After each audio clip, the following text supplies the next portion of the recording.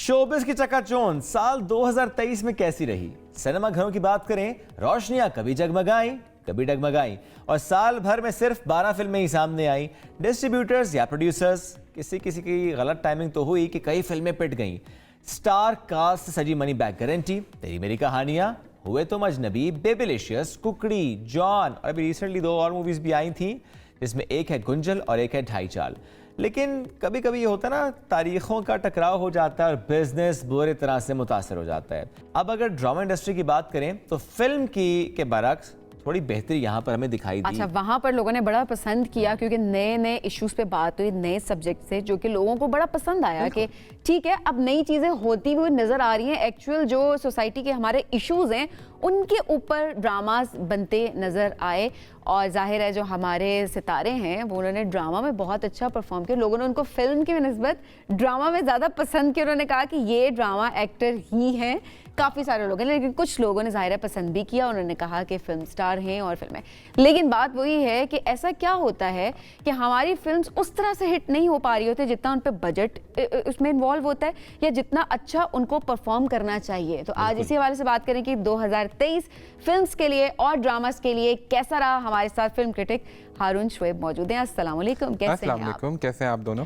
बिल्कुल ठीक ठाक। हारून, 2023 कैसा रहा हमारी फिल्म इंडस्ट्री और ड्रामा इंडस्ट्री के लिए? कुछ कुछ नरम, कुछ कुछ गरम बिल्कुल ऐसा ही साल रहा। 2023 में फिल्में जिस तरह आपने गिनवाई, कुछ बहुत अच्छी फिल्में आई जिसमें बड़े बड़े स्टार्स थे, बड़े बड़े नाम थे। मनी बैक गारंटी, मतलब क्या स्टार स्टडेड कास्ट थी उसकी। इसी तरह तेरी मेरी कहानियां है, हुए तुम अजनबी, बेबीलिशियस, गुंजल आप देखिए तो बहुत बड़े बड़े सितारे उसमें भी हमें नज़र आए जो कि टेलीविज़न के ऊपर बहुत उनकी एक फ़ैन फॉलोइंग है। लेकिन फिल्म्स को हम देखते हैं तो कुछ इतना अच्छा बिजनेस इस साल नहीं रहा। सिनेमा घरों को बहुत स्ट्रगल कर रहे हैं वो कि वो अपने दरवाजे खुले रखें फिल्म बीनों के लिए। होता ये है कि जब आप 2-3 अच्छी फिल्में, क्योंकि फिल्में इतनी ज़्यादा तो नहीं बन रही पाकिस्तान में, अगर 12 फिल्में बनी हैं इस साल में तो 12 ही महीने थे। अब उसमें से 6 फिल्में या 4 फिल्में अगर एक ही वीकेंड के ऊपर रिलीज़ हो जाती हैं तो फिर वो आपस में ही मुकाबला करती हैं और उस वीकेंड में जो आपका मीट मसाला होता है वो ढेर हो जाता है। एक ही डेट पे या उसी टाइमिंग में क्यों रिलीज करते हैं वैसे फिल्म्स? वैसे क्योंकि एक आम तौर पे हमें कोई इतना ज्यादा अंदाजा नहीं है इन चीजों का, लेकिन बिजनेस सेंस भी नहीं बनती ना, बिजनेस सेंस नहीं बनती वो इस तरह, क्योंकि हम एज एन इंडस्ट्री शायद सोच नहीं रहे कि फिल्म इंडस्ट्री को जो है हमने सस्टेन करना है, उसको आहिस्ता आहिस्ता ग्रो करना है। तो जब अपनी इंडिविजुअल सोच रखते हैं फिल्म साज और डिस्ट्रीब्यूटर्स तो फिर इस तरह के मसाइल आते हैं। आप देखिए आपस में ही टकराव होता है कि जी इतने स्क्रीन्स इस फिल्म को मिल जाएं या इतने स्क्रीन्स उस फिल्म को मिल जाएं। शो टाइमिंग्स के ऊपर इसी तरह फिल्में आपस में झगड़ती रहती हैं।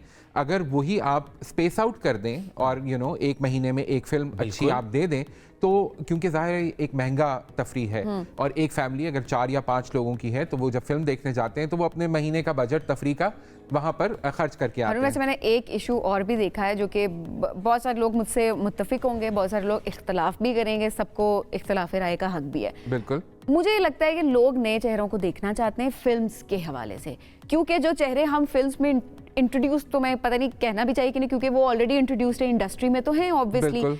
तो जो लोग देख रहे होते हैं ड्रामाज में तो वो फिल्म को फिल्म की तरह नहीं देख रहे होते, वो एक ड्रामा एक्टर के तौर पे उस एक्टर को देख रहे होते हैं। बिल्कुल सही कह रही हैं आप। एक माइंडसेट होता है, फिर वो शायद फिल्म की वो इंपॉर्टेंस नहीं रहती। क्योंकि अगर हम बॉलीवुड की भी बात कर रहे हो, हम इसके अलावा हॉलीवुड की भी बात कर रहे हो, तो हमने देखा है कि जो फिल्म्स होती हैं वो फिल्म स्टार्स अलग होते हैं। अच्छा, अब शायद थोड़ा सा ये बात इस तरह बदल गई है कि ओवर एक्सपोजर तो हो गया।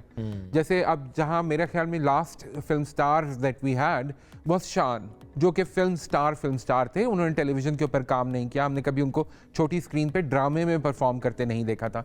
अब वही एक्टर्स हैं जो ड्रामों में भी काम कर रहे हैं और फिर फिल्मों में भी आते हैं, और फिर over exposure through social media बहुत ज़्यादा हो गया है। मेरे ख्याल में एक जो बहुत बड़ा मिस्टेक होता था फिल्म स्टार्स का, वो ये होता था उनकी ज़ाती ज़िंदगी कैसी है, क्या हो रहा है। अब आपको पता है कि आपके फिल्म स्टार ने, आपके फेवरेट फिल्म स्टार ने नाश्ते में क्या खाया, खाने में क्या खा रहा है और रात के डिनर का उसका क्या प्लान है। सो ये जब आपको पता होता है तो फिर वो जो है ना एक मिस्ट्री वो ख़त्म होती जाती है। तो इन चीज़ों को थोड़ा सा सोचना पड़ेगा और टैक्टफुली चलना पड़ेगा अगर हम चाहते हैं कि हमारी फिल्म इंडस्ट्री चलती रहे और हमारे सिनेमाज जो हैं वो ऑपरेट करते रहें, क्योंकि सिनेमाज सिर्फ बिजनेस के बेसिस पे चलते हैं। बिजनेस नहीं होगा तो सिनेमाज बंद हो जाएंगे। जो हमारे 300 350 स्क्रीन्स हैं मुल्क में वो और मुतासर हो जाएंगे। और ये ज़ाहिर है, मुतासर हो चाहे फिर डिस्ट्रीब्यूटर की गलती हो, प्रोड्यूसर की गलती हो, कोई और गलती हो। अब आते हैं ड्रामा इंडस्ट्री पे। जी। जैसे कुछ नाम ऐसे कि वो 2023 कहते हैं उन्हीं के लिए रहा, जैसे कि वहाज के लिए बिल्कुल बड़ा अच्छा साबित हुआ, दुरेफिशा के लिए बड़ा अच्छा साबित हुआ, यमुना के लिए भी खासा बेहतर रहा जी। और अगर सिंगर्स में आया तो कैफे खलील के नाम रहा। तो ये वो नाम है जो 2023 ले गए। बिल्कुल ऐसे ही है। शुक्र है कि हमारा ड्रामा जो है टेलीविज़न का और हमारे चैनल्स जो हैं वो बड़ा फ्लरिश किए। बड़े अच्छे ड्रामे देखने को मिले। और मज़े की बात जो मैं आपको दोनों को जिसकी तरफ तवज्जो दिलाना चाहूँगा वो ये है कि देखिए आई थिंक मेकर्स को भी ये रियलाइज़ हुआ कि वो जो एक फार्मूला ड्रामा हम जिसको कहते थे ना, ड्रामों में जो फार्मूला बन गया था, सास बहू, फैमिली, पॉलिटिक्स, ये उससे निकल के जिन ड्रामों ने कोशिश की, चाहे वो रोमांस की बात हो, चाहे वो इंटरपर्सनल रिलेशनशिप्स की बात हो, और या फिर वो सोशल इश्यूज की बात हो, कहीं सोशल इश्यूज की कॉम्प्लेक्सिटीज की बात हो, वो ड्रामे ज्यादा पसंद किए गए। सो ये बड़ी एक हौसला अफजा बात तो ये जो इतने टाइम से हम कहते आ रहे थे कि इसके अलावा रेटिंग्स नहीं आती, लोग देखते नहीं है, इसलिए हम ऐसे ड्रामे बनाते नहीं हैं, तो ये बहाना खत्म हो चुका है, क्योंकि अब कुछ नए ड्रामाज ऐसे आना शुरू हो गए जहां पर रियल इश्यूज पे बात हो रही है और लोगों ने देखे, पसंद भी किया, सोशल मीडिया पे उनकी हाइप भी क्रिएट हुई है और वो ड्रामे ट्विटर पे ट्रेंड भी करते रहे। बिल्कुल ऐसा ही है। आप देखिए कि उसके उन्होंने डिस्कशन ट्रिगर की। ये बड़ी अच्छी बात है। चाहे वो आप टीनेज लव स्टोरी ही ले लीजिए, मोहब्बत गुमशुदा मेरी जो है वो टीनेज लव स्टोरी है, लेकिन उसके अंदर पेरेंट्स की क्या रिस्पॉन्सिबिलिटीज़ हैं, उन इंडिविजुअल्स की क्या रिस्पॉन्सिबिलिटीज़ हैं, इस तरह के जो सीरियस इश्यूज हैं जिससे हमारी सोसाइटी डील कर रही है, उनको भी ड्रामों ने उठाया और लोगों ने बहुत पसंद किया। और इन्हीं ड्रामा एक्टर्स की बात करें या फॉर दैट मैटर एक्टर्स की बात करें, आपकी नज़र में सबसे ज़्यादा किसने कमाया? नाम तो कमाया सो कमाया, पैसा किसने बनाया? अगर हम ड्रामों के हवाले से देखें तो मेरे ख्याल में Wahaj has really taken off very well. Durefishan ने बहुत अच्छा काम किया, उनके 3-4 बड़े सीरियल आए इस साल में और अभी भी चल रहे हैं। तो आई थिंक ये 2 कैरेक्टर्स, यमुना का है कि वो थोड़ा कम काम करती हैं, अपनी मर्जी से करती हैं, काम करती लेकिन हैं, जब भी काम करती हैं तो वो सोच समझ के वो अपना स्क्रिप्ट सिलेक्ट करती हैं, परफॉर्म करती हैं। अच्छा, एक और चीज़ जो सबीन मैं आपकी तवज्जो दिलाऊं, ये जब हम फीमेल एक्टर्स की बात करते हैं तो जो एक कन्वेंशनल आइडिया था ना कि जी वो पिक्चर परफेक्ट किस्म की एक वो लड़की होनी चाहिए, ये रियल लाइफ लड़कियां हैं, these are girls next door. तो ये भी लोगों ने एक्सेप्ट किया कर सकते हैं कि ये जनाब कोई भी हो सकता है, ये किसी की भी कहानी हो सकती है। यमुना का बख्तावर आप देखिए तो बिल्कुल उसमें एक ऐसा कैरेक्टर था जिसमें ग्लैमर उस तरह नहीं नजर आया, लेकिन वो एक बड़ा एक्सपेरिमेंटल चीज़ की चैनल ने, तो इस तरह के सब्जेक्ट्स को भी टच करना ज़रूरी है। और अब मुझे लगता है कि अगले साल इंशाल्लाह और ज्यादा एक्सपेरिमेंटेशन होगी। ये बड़ी अच्छी बात है कि रिलेट करना बड़ा जरूरी होता है लोगों का। अब जिस तरह ग्लैमर से थोड़ा हट के आप अगर बात करें, अब जिस तरह अभी हमारा ड्रामा चल रहा है इश्क मुर्शिद, उसमें दुरेफिशा वो देखें तो ऐसा लगता है कि आप रिलेट करते हैं कैरेक्टर से, ना उसके अंदर ज्यादा मेकअप है, ना उस तरह के कपड़े, ना ज्वेलरी, ना वो ग्लैमरस बैकड्रॉप है कि बहुत ही कोई एफ्लुएंट क्लास की कोई रिप्रेजेंटेशन हो रही हो, लेकिन उसकी जो अभी फॉलोइंग है वो दिन ब दिन बढ़ती जा रही है। नूरे जहां और नूरे मोहब्बत, बिल्कुल अहमद ज़ेब ने क्या जादू उनकी आवाज में है। और वो एंड आई थिंक